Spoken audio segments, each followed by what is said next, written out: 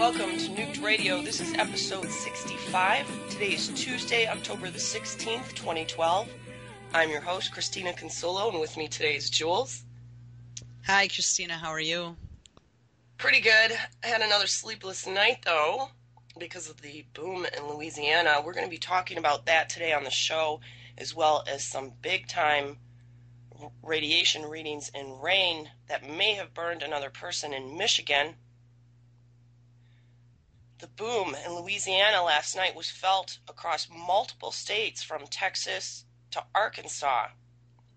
The original report that came out as a public information statement on the National Weather Service from Shreveport, Louisiana, stated, at 11:26 p.m. on Monday, October 15th, Webster Parish officials reported an incident involving a flash in the sky followed by broken windows in area homes and people knocked out of their beds. It is presumed that the incident occurred west of Dixie Inn. Vibrations could be felt as far west as Shreveport. Otherwise, no further information is available at this time. Now, if you were on the internet last night on Facebook or any of the news stations reading the comments being posted about this, I mean, there was so much speculation going on and crazy reports of what people saw in the sky when this happened. They were posting anything from another Roswell incident, UFO crash, to Russians paying us back for blowing up their stash of munitions last week. We talked about that on Thursday's show, I believe. And there were a few interesting statements made by the sheriff in the area that are now being contradicted this morning. So turn on your BS meter as I read these reports. This one is from KLTV. Authorities investigate loud boom in northwest Louisiana. Webster Parish. Sheriff Gary Sexton tells us there definitely something happened in Webster Parish Monday night. Sheriff Sexton confirms all of the explosion manufacturing facilities and natural gas facilities in Webster Parish have been ruled out as the source. Remember that because it's going to be important later. Sheriff Sexton adds that there is a possibility that a meteor hit the ground in the area, but deputies have not pinpointed an exact location. He does suspect it happened in a secluded area between Minden and Dixie Inn. He said first thing Tuesday morning he will dispatch helicopters in the air to look for any damage. KSLA News 12 viewer Shanna Levick tells us she was driving on I-20 by Dixie Inn when she saw the sky light up a bright orange color. She said she could see what appeared to be small fire sparks above the tree lines. Another witness near Dixie Inn told KSLA News 12 photographer Cody Jennings that he saw something flash across the sky streaming from the west or southwest direction. That witness also reported seeing a bright flash that lasted for a while. Authorities are investigating a loud boom that shook homes across northwest Louisiana Monday night. We are getting reports people heard the explosion just before 11:30 p.m. from areas including Minden, Doline, Houghton, South Bossier, and Shreveport. Callers are also reporting seeing a bright light flash in the sky when they heard the boom. Officials with Webster Parish Sheriff's Office tell us they have crews searching for the source of the noise. Story is developing. We will update more as we learn more.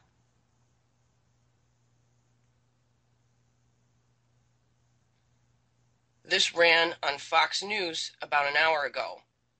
Mystery explosion shatters windows and lights the sky in Louisiana. Meteors or munitions, what happened in Webster Parish? According to numerous reports, a loud boom was heard in a secluded area of the Louisiana parish, leading Sheriff Gary Sexton to tell a local television station that they had definitely had something happen. There was no meteor, however. The National Weather Service is now reporting from a branch office in Shreveport the sound was a massive explosion at a munitions recycling factory. Monday night at around 11:26, large explosion occurred southwest of Dixie Inn, approximately 4 miles southwest of Minden, or 28 miles east of Shreveport, in the borders of the Camp Minden Army ammunition plant. The Associated Press reported that at least 10 explosions rocked the bomb recycling plant in northwest Louisiana, forcing the evacuation of at least 600 students from 2 schools and more than 400 prisoners from the Webster Parish Jail. No serious injuries or deaths have been reported. Explo Systems, which opened its site in January, had a military contract to disassemble bombs and recycle bomb components. Lieutenant Colonel Carl Thompson, the camp's assistant commander, said he did not know how many workers were in the plant at the time. He said the company employs about 60 people who work around the clock. All have been accounted for. The explosion was actually the second in recent weeks at Camp Minden, the former Louisiana Army ammunition plant that was produced large caliber ammunition for the military until it closed in 1994. Louisiana took the site over from the federal government last year, and it is now occupied by several businesses. The Louisiana National Guard oversees the camp. The National Weather Service also captured images of the staggering explosion on its Doppler radar system and explains a report posted online. Based on radar analysis, this plume was initially as high as almost 7,200 feet above ground level. The agency said the radar imagery is similar to that usually seen with smoke plumes associated with wildfires.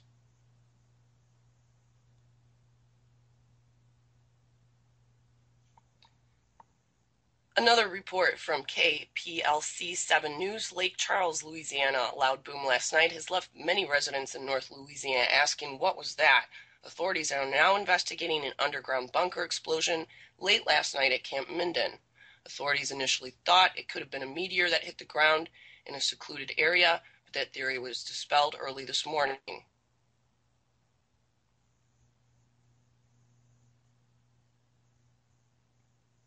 Another report from WAFB says a jet possibly creates the loud boom.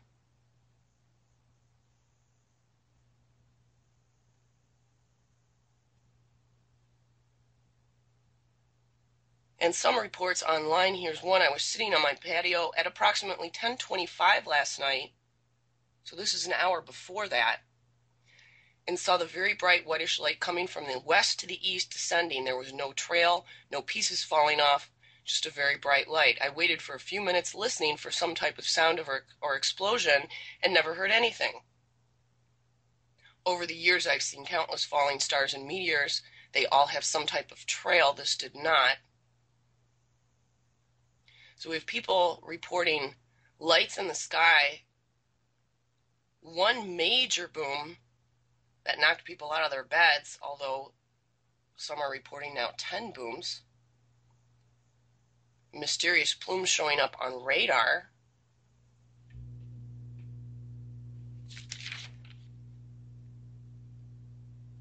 The story is a mess, and they seem to be doing a terrible job at covering it up. 10 explosions is one explosion. Who is at school at 11:30 at night? They said they had two schools they had to evacuate, and all these prisoners when they didn't even know where the event occurred. If you were on the internet last night, this parish sheriff said that one of the first places he ruled out was Camp Minden. Then they sent up helicopters with thermal imaging to try to find out where this possible meteor landed. They ended up about half an hour later calling off the search because it was too dark.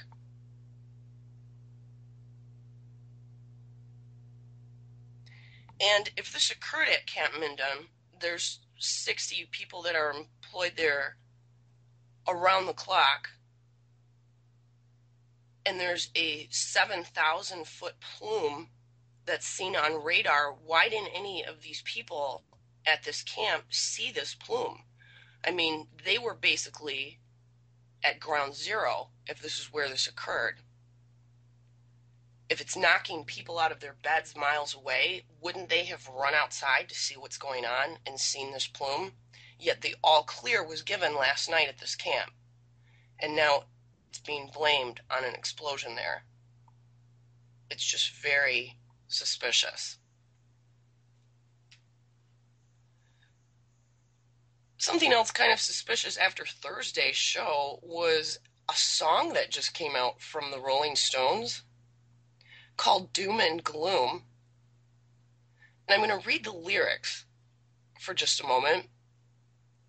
I had a dream last night that I was piloting a plane and all the passengers were drunk and insane. I crash landed in a Louisiana swamp, shot up a horde of zombies, but I come out on top. What's it all about? It just reflects my mood. Sitting in the dirt, feeling kind of hurt. All I hear is doom and gloom, and all is darkness in my room.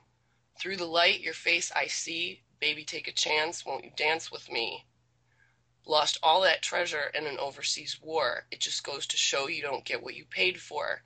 Battle to the rich, and you won't worry about the poor.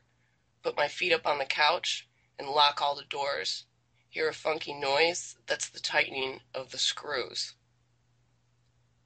I'm feeling kind of hurt, sitting in the dirt. All I hear is doom and gloom. But when those drums go boom, boom, boom, through the night your face I see. Baby, take a chance. Won't you dance with me?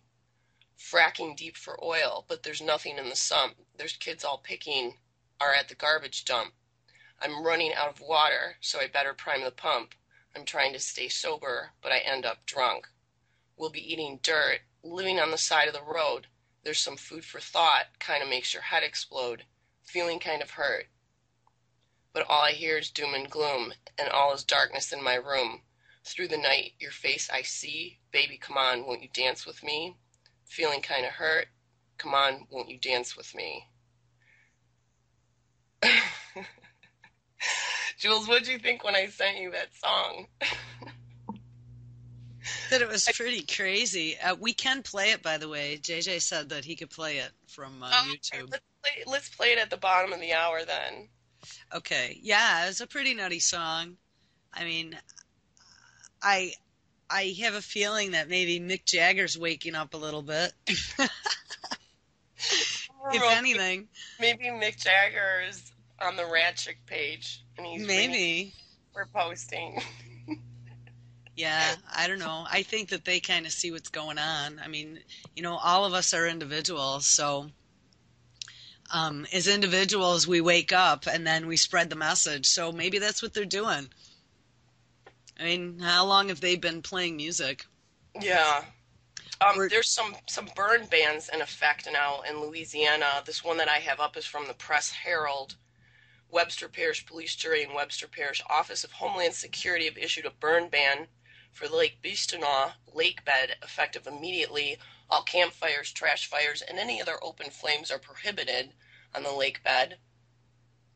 The ban will be in effect until further notice, and this is where they heard the boom. So it's kind of interesting that now they have a burn ban. On Thursday's show, we had played an interview on True News with Rick Wiles and Matt Simmons. And when I went to upload the show, I had come across a few more interviews. There's an excerpt from the History Channel Mega Disasters about methane explosions. There's 3 short segments that have been added where he was interviewed on MSNBC, Bloomberg, and with Keith Olbermann.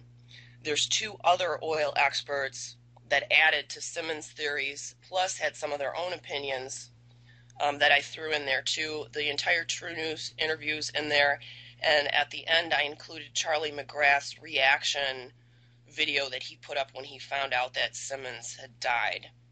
It's an hour and a half total, and I try to post it in chat, but every time I go onto the Ratchet page this morning, it's locking up. So I'll try it again after I reset everything after the break.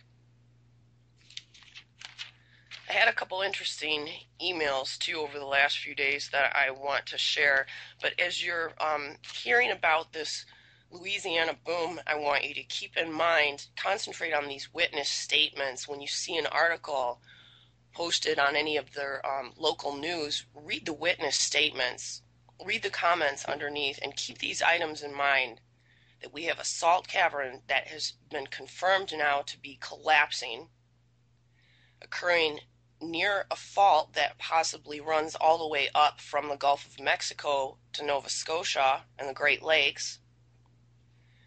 We have a BP well that's now reactivated that caused fissures and cracks in the seafloor. We have butane, methane, hydrocarbons, and nuclear waste stored in these salt caverns in an area that's showing continued growth and collapse.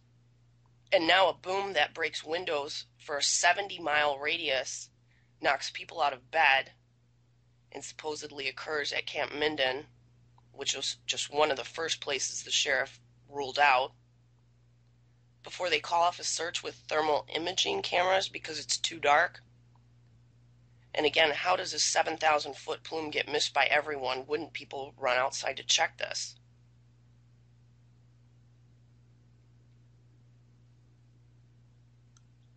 Jack Reed's theory is getting a lot of press lately too, and how that could be connected to some of these faults. And of course, our big concern is all of the nuke plants that sit along this fault line.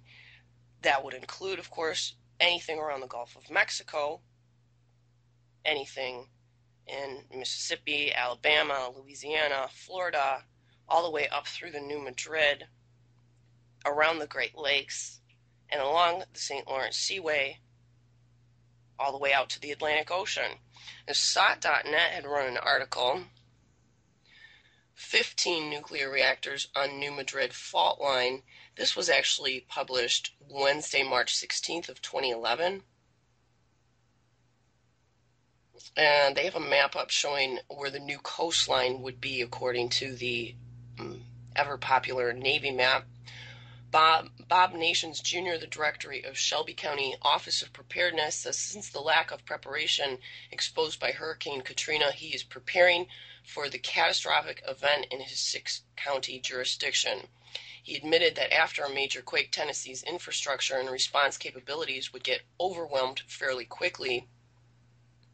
This article goes on to say there are 15 nuclear power plants in the New Madrid fault zone, 3 reactors in Alabama that are of the same or similar design as the site in Japan experiencing problems.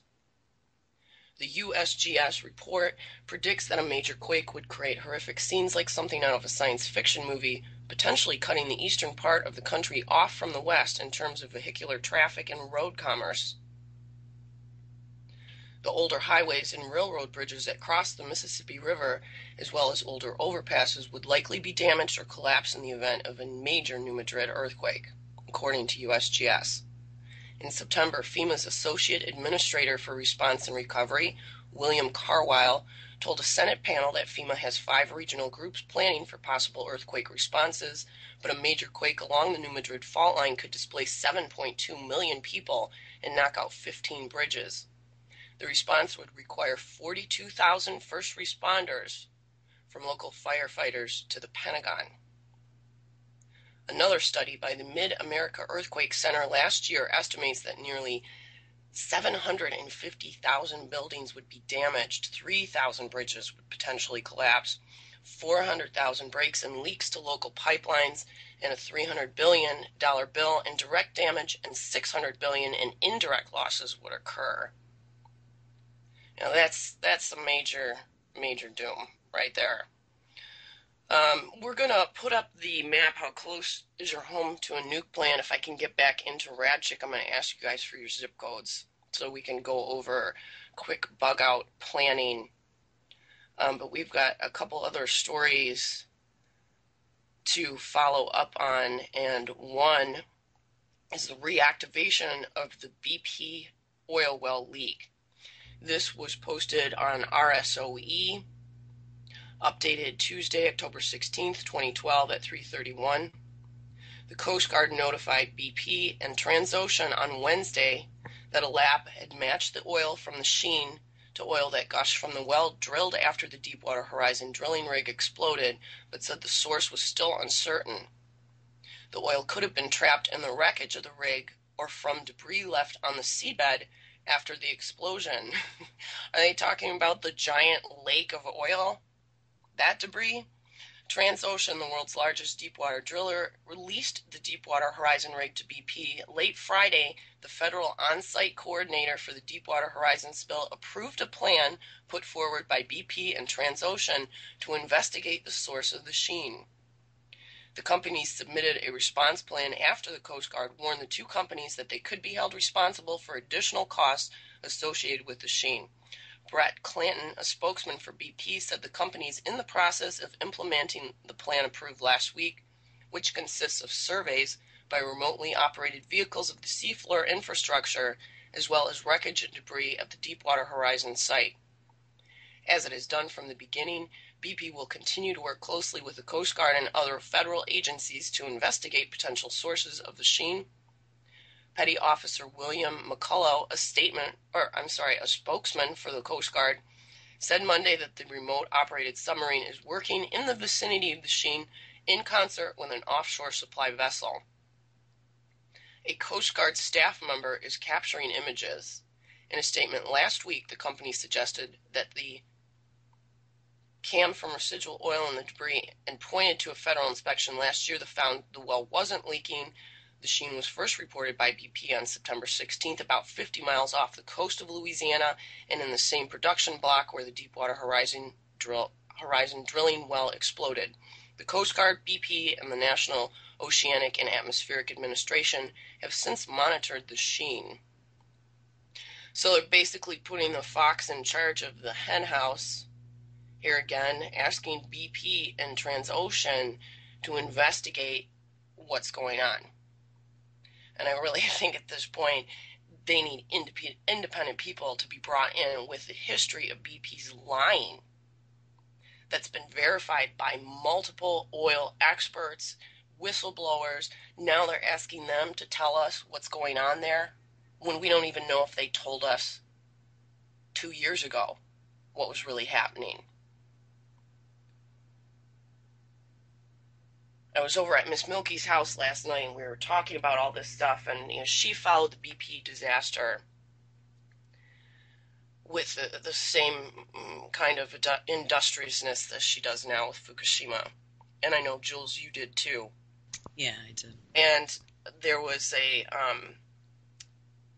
school of thought, which was also remarked on by Matt Simmons, that the camera we were seeing was probably the blowout at well A, not well B. And Matt Simmons stated in almost all of those interviews that I posted with Thursday's show that there's no way the oil that was seen on the surface of the Gulf of Mexico could have come from the pipe that they were showing on TV. And he gave the dimensions of the pipe. I believe it was like 22 inches across, and he knew that only 1% of the actual oil coming out of that pipe would make it to the surface. And based on that surface evaluation, he said that there's just no way that's the real leak. So I don't know what they're going to do about that. I mean, hopefully there's some environmental watchdog agencies that are going to get involved with this.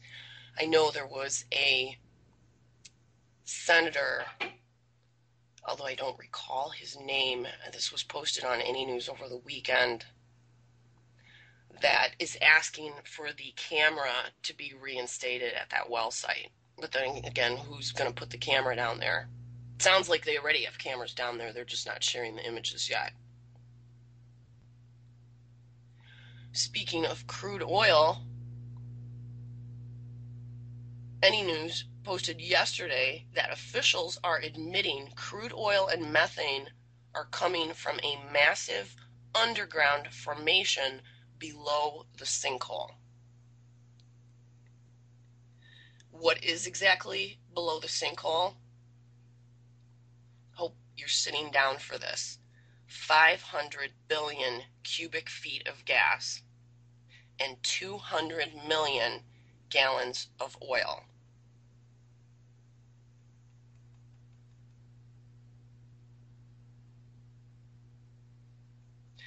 They also post a State of Louisiana Department of Natural Resources Office of Conservation statement showing the breakdown of what's in the caverns. There's some more flyover videos that were also posted over the weekend. This thing is turning into a lake. It doesn't even look like a sinkhole anymore. You can see the water far extends through the tree line. It extends, the dead trees in the area are just unbelievable. Whenever the flyover shows kind of like a pan out of the region, the trees are dead as far as you can see. And if you go back to August and you can search through Any News, go back to August, look at what the sinkhole looked like at the beginning, look at the trees, everything is green. Now, I know that methane kills trees. I would imagine crude oil probably kills trees.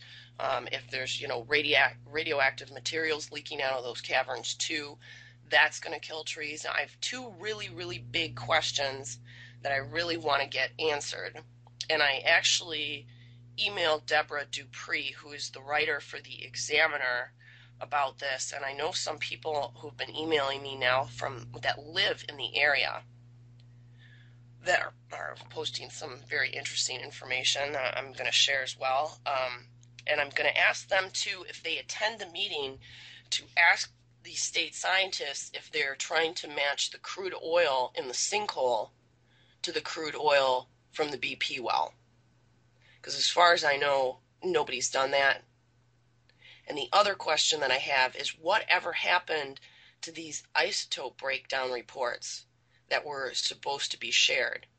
Because right at the beginning of this, when it first started getting reported, even the local news reported on 15 times background radiation around the sinkhole, and they took samples and were supposed to have them analyzed and said they would share that data, and it has not been shared, at least anywhere that I could find.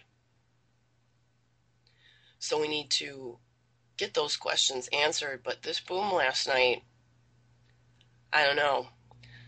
Jules, what do you think's going on here? You're the UFO person. You think this was another Roswell, or what do you think's going on With this boom from last night? I didn't hear about it. I was involved in some other stuff yesterday, so I have no comment. I don't know. All right, well, we're going to, I'm going to open some more links and get some coffee. Jules is going to play some music, and we'll be back in a few minutes. You're listening to Nuked Radio on UCY TV.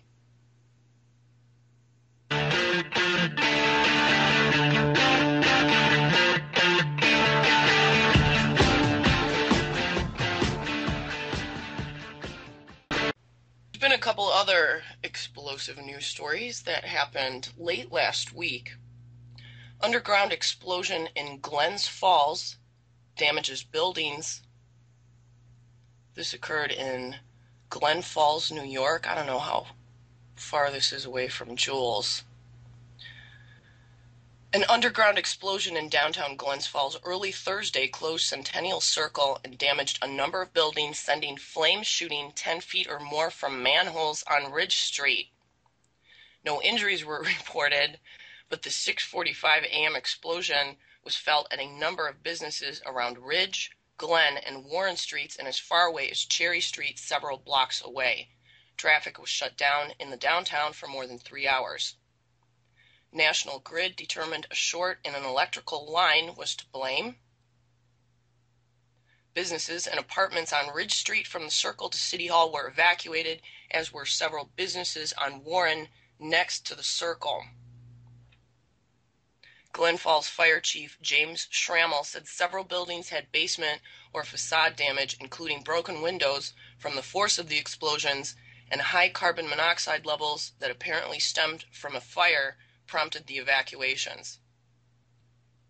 Police and residents of the area reported flames shooting several feet from manholes.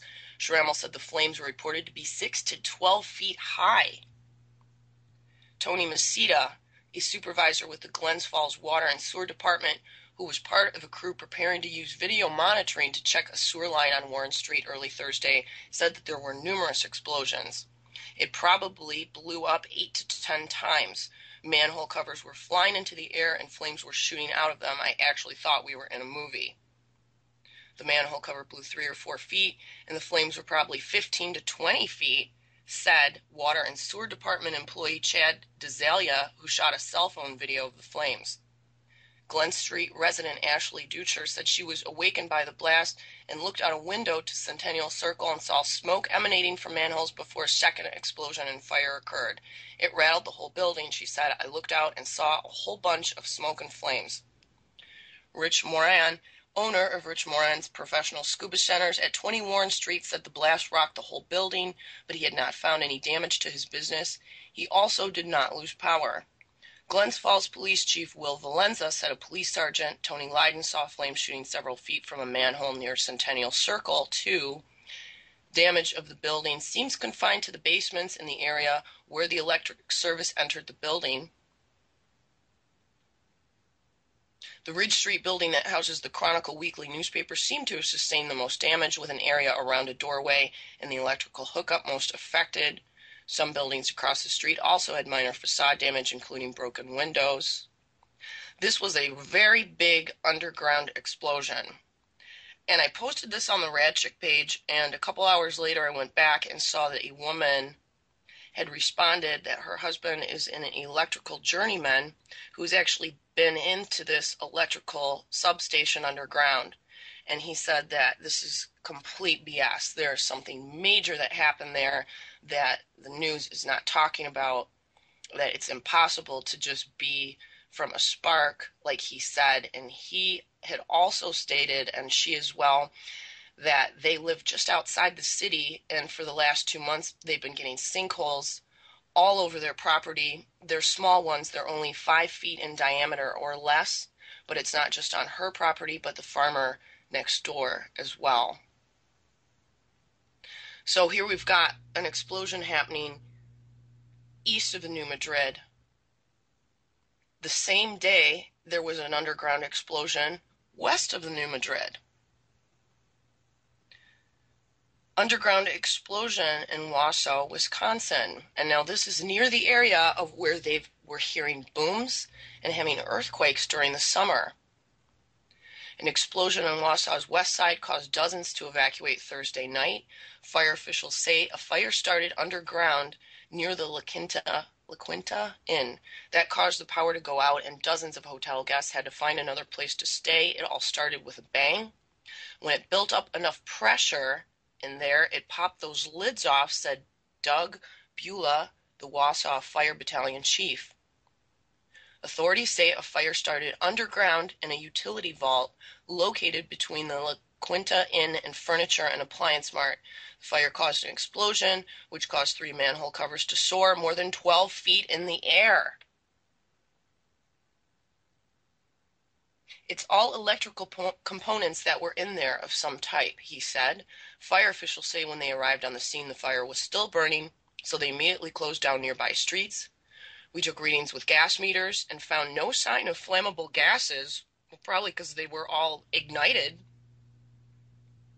Authorities say the fire was put out within a half hour, but the explosion caused nearby businesses to lose power. They were given 5 minutes to get out.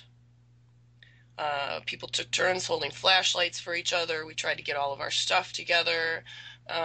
They were able to fully restore power early Friday morning. So this is another electrical underground facility that has a massive explosion that not only causes a fire, but manhole covers to blow 12 feet.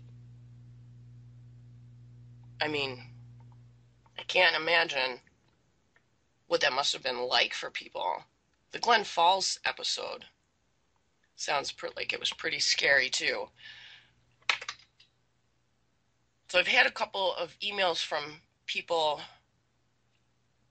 recently, and I want to bring up this one message because for people who are just finding out about all this strangeness going on, and especially people that live around the New Madrid, this is scary stuff. And if you've been waiting to talk to your family about having some kind of evacuation plan, this would be a really good time to do it because the Southeast Shakeout drill is going to be held on Thursday, so it'll be in the news. People will be talking about it, and you can just sit down and say, let's figure out if something happened, what would we do if we couldn't contact each other? Where would we meet up? And if we had to leave our area, where would we go? This came from a woman named Amy. Hi, my name is Amy. I live in central Kentucky. For the past month or so, we keep smelling sulfur very strongly outside my door. I'm really worried about this. I have 4 boys and 6 grandchildren. I'm very aware of things going on right now, but just been looking into this the last few days now. I'm kind of freaking out over everything, and I'm finding out, is there anything major going on in Kentucky that you're aware of? Please let me know. And my response to her was, hi, Amy. I have visited Kentucky many times. I love your state, especially the Cumberland Falls area. As you know, Kentucky has an extensive cave system. This is from old volcanic activity and channels from underground rivers and such, but with all the earthquake activity around the country, I'm not surprised as we have smelled it off and on here too in Michigan for 2 months now, although not in the past week that I have noticed. Because of your proximity to various faults in Missouri and Tennessee, it's important everyone in your family knows what to do if an earthquake happens. The largest earthquakes ever in the U.S. occurred along the Reelfoot Rift and New Madrid Fault. Although many people think only California get them, there's no sure way to predict earthquakes, but some signs can be outgassing of sulfur and other gases like radon, as well as strange animal behavior or flashes of light without storms. Not much you can do except be aware of these things. They may be nothing, but if a big one ever hits, everyone should have a plan where to meet up. Have another plan if you need to evacuate. And I say this because of all the nuke plants and the possibility of them melting down afterward as in Japan. Talk about these things now and explore your options. It's a very real possibility, but at the same time, it may never happen in our lifetime. I've been told ever since I was a kid California would fall into the ocean, and it hasn't happened yet. But at the same time, these sulfur smells have been observed and documented prior to large earthquakes since the 1700s, even before the New Madrid quakes. So considering FEMA is doing a multi-state shakeout this week in the South, they might be a little worried about it too. Just sit down with your family and bring it up just in case. If anything happens, you'll be glad that you did. Let me know if you notice anything else strange. Here's another email, and there's absolutely no way that I could verify this, but I'm going to share it because I think it needs to be shared. And anybody who's listening to this may have something to add to it.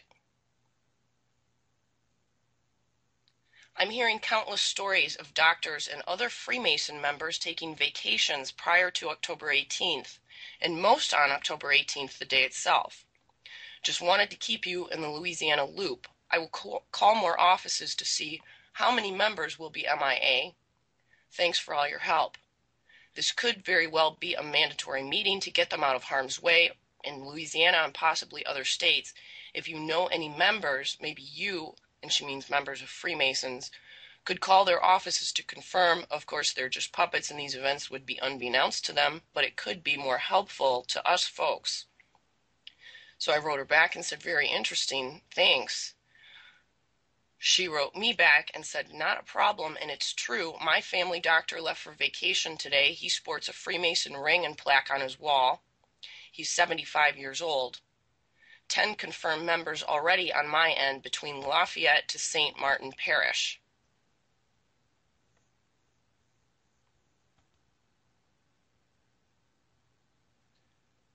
Something else that I found out from people posting on my page and from some people that I subscribe to on YouTube, and I've had a few people ask lately, how come you're not doing the fallout forecast anymore? And I had to stop doing them because we were seeing high rads in places that I didn't expect. So, I mean, there's no point in doing a forecast if it's not going to be accurate. But a couple of nights ago, there were some videos that were put up from Ottawa and from Eastern Ontario from Firebomb Clipper. And there were some very high rad readings in rain. And a lady posted on my page yesterday, could radiation and rain cause boils or lesions on a person's skin? And I wrote back to her and I told her what happened to my daughter last summer. And I don't know if any of you know this, but one of my kids who's in college had been coming in during a heavy rainstorm, and she was barefoot, and she got really soaked, and within like 2 hours she was in bed with flu-like symptoms and horrible body aches. And 2 days after that, she got this like huge rash on her arm, and it looked like it could have been a spider bite, a burn, poison ivy. I mean, it was really hard to tell what it was. And I took her to her pediatrician. I found out that day from someone in Lapeer County, which is just a little north of me, that rainstorm that she had run through was recording 1,200 CPMs with this person's inspector Geiger counter. So really, really, really hot rain. And when I took her to her pediatrician, he didn't know what it was either, so he sent her to a Japanese dermatologist in the area. And he didn't know. He said it looked like a burn to him, but there's no way she could have had a burn because she was laying in bed. She couldn't move. She was so sick. And so they biopsied it, and it turned out it was a burn. It was a straight up burn on her arm, and she has a big scar there now. And this is part of why I'm so nuts about the Fukushima thing, because of what I saw happen to her. And I asked this woman, who in your family did this happen to? Is somebody have any symptoms? And I told her, you know, it could be a spider bite. It could be a lot of things. Whatever it is, it needs to get checked out right away, because the biggest concern, of course, is like secondary infection, especially since we've had flesh-eating bacteria cases here in Michigan. And this person is in Jackson, which is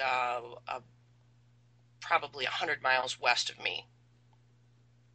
The really high radiation readings came in about 200 miles east of me and quite a bit north of us. It came through this whole jet stream, it looks like, that passed through the area. I unfortunately didn't check the rain with this storm, so I don't know what the measurements were here. This lady doesn't have a Geiger counter, but a friend of hers that was driving had rain blow in the window onto her left cheek, and this is now where she has these lesions. So hopefully she's getting checked out today and will report back to us what was found.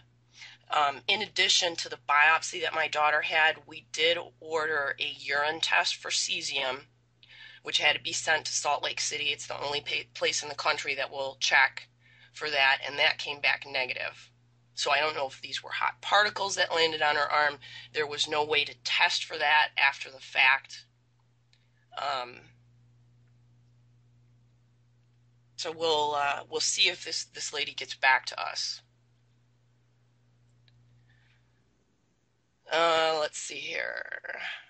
How close is your home to a nuke plant? Let me see if I can get back into the Nuked radio page so I can get some of your zip codes. We did this on our show before, but we only had time at the end of the show to do a few. I think we did Kurt and Jules. And this is a problem if there is a connection to the methane underground, to the BP well, to the sinkhole, to a fault system that runs from the Gulf of Mexico to Nova Scotia.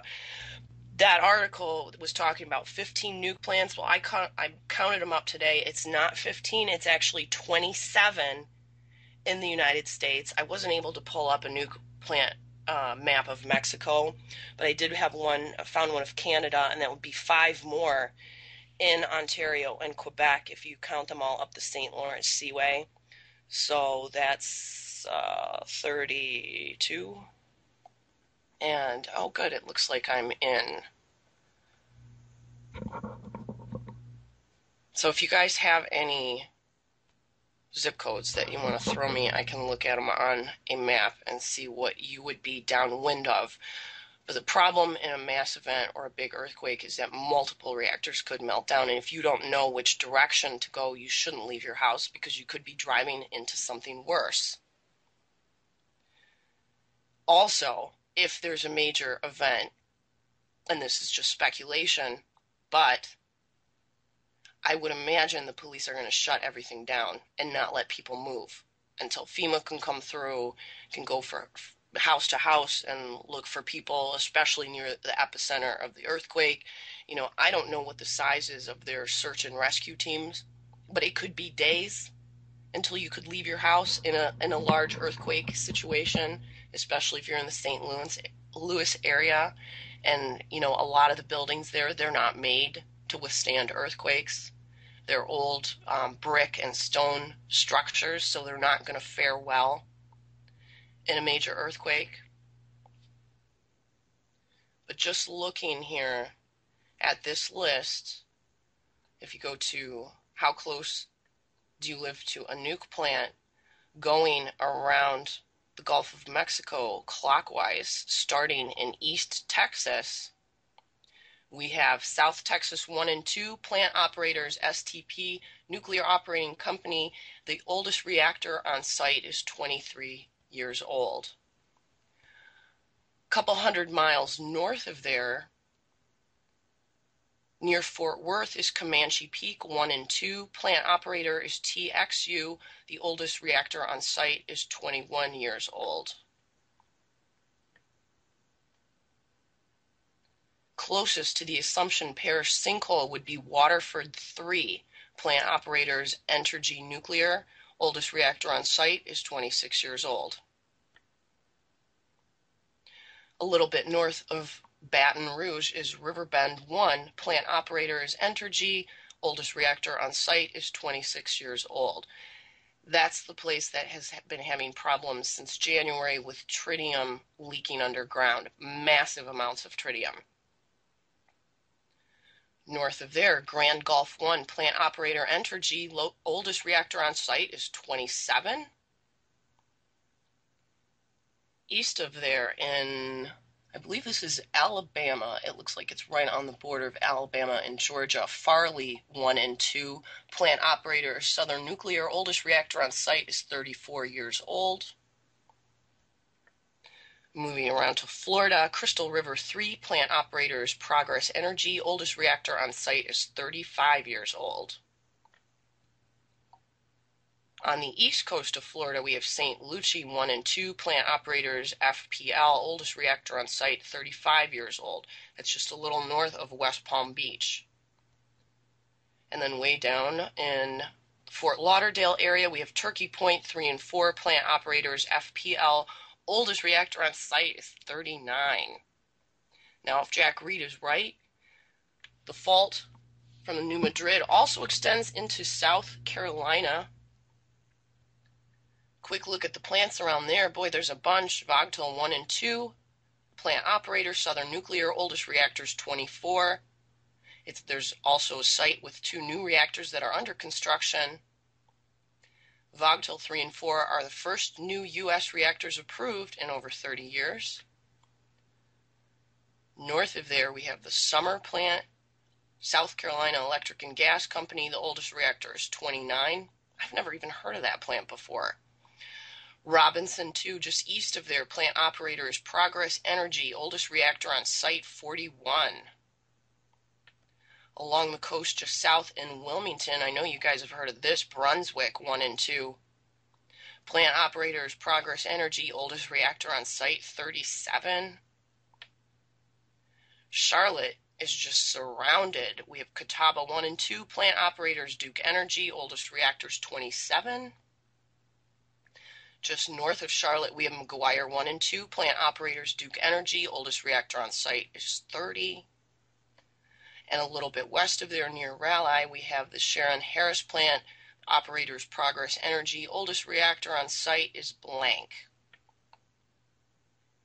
In northern Alabama, we have Browns Ferry, another on our frequent flyer list. 1, 2, and 3, plant operators, the Tennessee Valley Authority, or TVA, oldest reactor on the site is 38.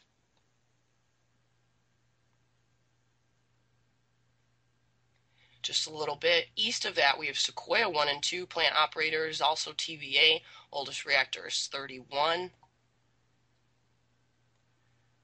It's just amazing when you look at this map, the major cities that are downwind of this. This one in particular is just west of Knoxville, Watts Bar 1. Plant operators, TVA, oldest reactor on site is 16.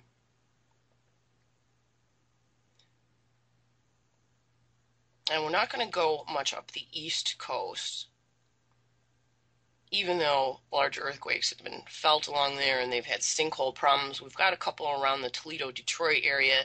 Davis-Besse, who's famous for its giant crack. Plant operators, First Energy, oldest reactor on site is 34. Then my favorite, Fermi 2, plant operators DTE, oldest reactor on site is 26. Same containment system as Fukushima Daiichi. Just east of there, we have Perry 1, plant operators First Energy. The oldest reactor on site is 26. And then we have another plant called Beaver Valley 1 and 2. Operators First Energy, oldest reactor is 35. It's kind of right on the border of Ohio and Pennsylvania. And, you know, they've had some boom events in Pennsylvania as well. So it could be something going on underground there too. If you continue up the St. Lawrence, we have the Jenna plant. Operator is Constellation Energy. Oldest reactor on site is 42.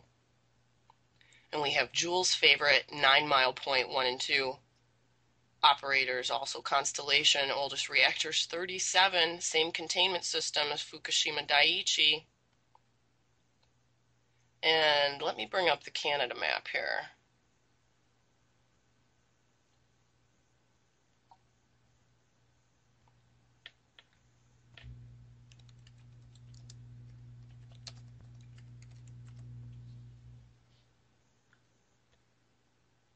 Oh, that's just a list. Shoot, I had this up before and it looks like I closed it. Well, there's 5. And they basically go up along the southern portion of Ontario, all the way up, not quite to Nova Scotia, because I always say Nova Scotia because that's right where the St. Lawrence opens into the Atlantic. New Brunswick is where the last reactor is. So that's the entire list. We're looking at 32 reactors. If Jack Reed's theory is correct, and all of the faults are connected from the Gulf of Mexico up through the New Madrid into South Carolina, up the St. Lawrence Seaway. And if you go to how close is your home, you can get an idea of the places that would be the safest, and it's basically west of the Mississippi. North Dakota, South Dakota, Nebraska, Kansas, Oklahoma. I don't know if I'd go as far as saying Texas with what's been going on there. There's been a couple reports, although I haven't been able to confirm those from any sources because they're not reporting it in the mainstream, that there may be problems happening with gas wells in East Texas over the weekend. This was reported on a forum from a guy who calibrates these wells. And there were also reports that there are a lot of plumbing problems going on in Oklahoma, water mains breaking and so forth. So we will be back on Thursday. If anything crazy happens during the day, we'll try to do an updated broadcast, an emergency broadcast. If you guys have any information, especially if you live around the sinkhole area, about people who are bugging out, send them to me and we'll read them on Thursday. And I'll drop this plant map into chat for you guys. Stay safe.